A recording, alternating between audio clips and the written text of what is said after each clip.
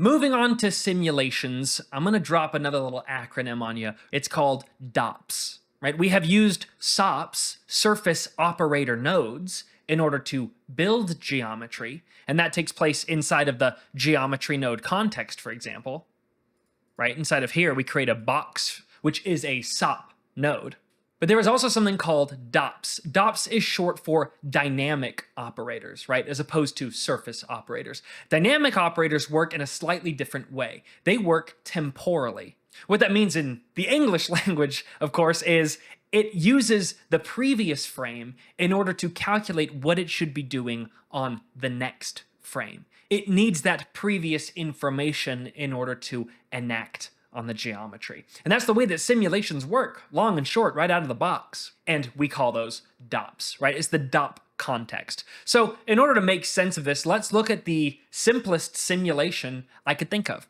What we have here is a simple box in space. I am not animating it. I am not doing anything to it at all on the SOP level, right? In the SOP context. But what I am doing is I'm plugging it into a solver. You can make it yourself, hit tab, type in solver. It's got 4 ports at the top here. I am plugging into the first one. If we click on the node itself, we simply get, some basic questions, right? The start frame, right? What frame do you want to start the simulation on? And the substeps. How many times per frame do you want to calculate where this box should be based on what's inside of this solver? It's okay if that doesn't make sense. That will start to make sense to us as we move further along in this course. But if we dive inside of the solver, let's take a look at what is making this thing work.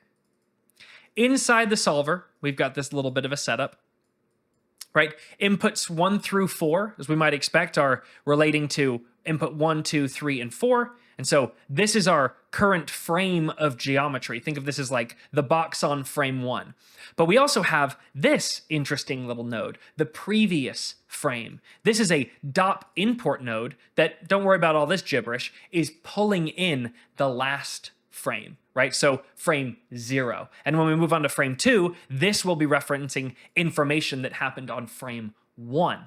And so all that I am doing very simply is pulling in the last frame, the previous frame. I am doing something to it, and I am outputting that as the new current frame, right? So frame 0, I want to bring that in. I want to move it 1 unit, 1 meter on the x-axis, and then I want to output that result. Now, I can't see anything while moving my display flags inside of a solver. I need to be outside of it in order to see this take effect. And once I do, look, you will notice it moved exactly 1 unit on the x-axis on frame 1. And now if I hit play, I'll zoom out and hit play here. Look what happens. Every single frame, what it is doing is loading the previous frame. So on frame 0, it's moving it 1 unit, resulting in a position of 1 on the x-axis. On frame 2, it is loading in the geometry from frame 1, which was already at 1 on the x-axis. It is then applying a transformation of 1 to that, and then outputting that as the new location. So on frame 2, it has now moved 2 meters on the x-axis. And for frame 3, it's the same thing, right? We move to frame 3, it's going to be on frame 3 because it loaded in frame 2, which was already at 2 on the x-axis, and just added 1 to it, putting it at 3 on the x-axis. Every single frame, it is looking back in time saying, what happened? Oh, this is what happened? Okay, what do you want me to do? Okay, this is what you want me to do, and then it applies it, right? Every single frame exists to move it one step further along in the simulation process. Now, with that in mind, let's take a look at a particle simulation. Turn this off and we'll dive into a particle simulation that I already built. And don't worry, we'll build one together very shortly. I just want to go ahead and look at what is happening. If I dive in here, I have a circle geometry, right? Simple single polygon. I am moving it up in 3D space, a little higher, a little further back. On the z-axis here, I am scattering points along its surface, and then I am giving it an initial velocity of -5 meters per second, right? With that done, I'm plugging into a source null, and that is basically I've constructed what is called the source of a simulation. And then I've created a DOP network. Just like we created the solver on the SOP level, we can create a DOP network on the SOP level 2.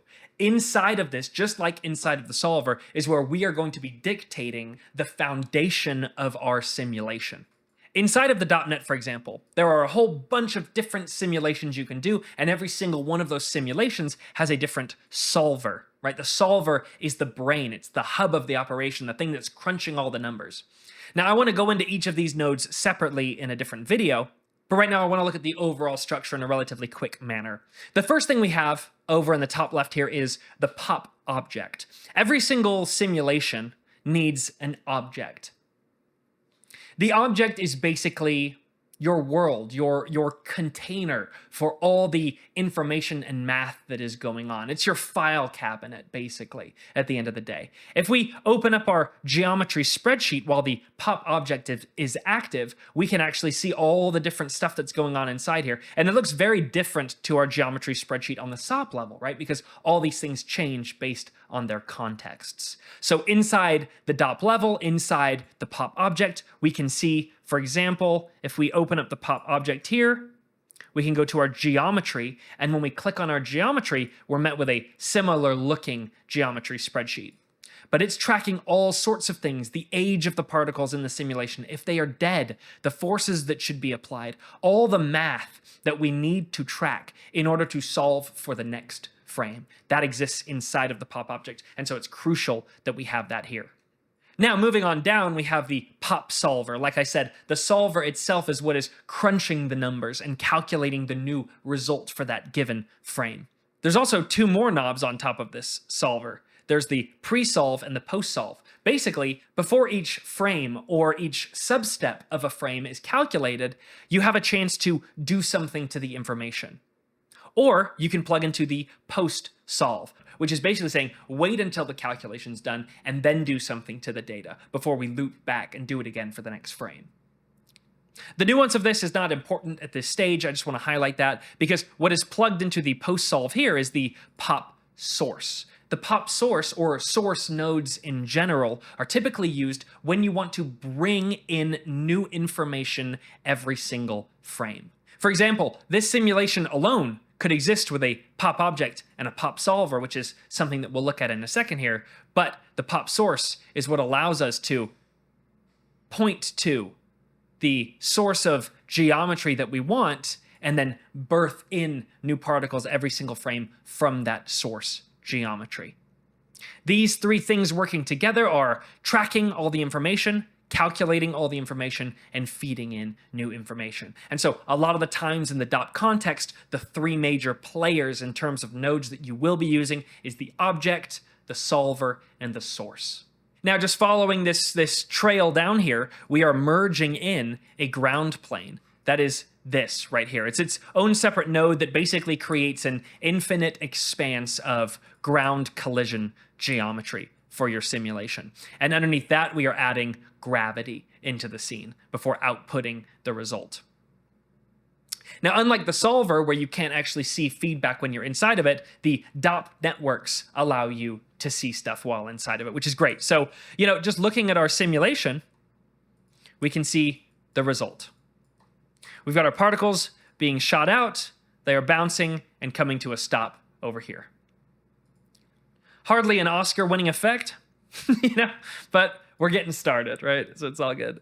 Now, before we move on to actually building this ourselves and looking at each node individually, which I think would be very helpful, I'm going to delete this pop source, which will remove all the geometry from my scene.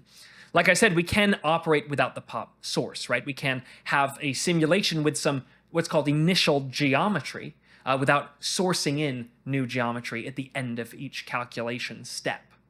Inside the pop object, instead, in the initial geometry parameter, I can point to that same source null node that I created at the end of my geometry. And now we are met with one single frame of initial starting geometry. And then I say, hey, given all the information that I've given you, all the rules to follow in this simulation, simply calculate these particles. And now when I hit play, they will be the only ones in my simulation.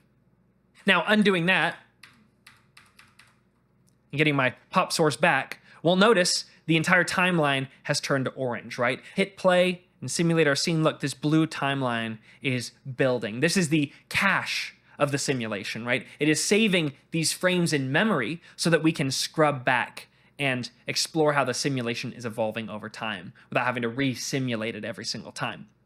But if we change anything upstream, like let's say I sever this tie, look, it all turns orange, indicating that the cache is no longer reflective of what we have in our scene view here. I can still scrub back and look at it all, but this is not indicative at all of what this simulation would look like. And in order to reset that simulation and remove the cache, we can simply go back to the first frame here. So now that we've seen this on a surface level, let's get a little more nitty-gritty with it. What do you say? And we'll start by looking at the parameters on the DOP network node itself.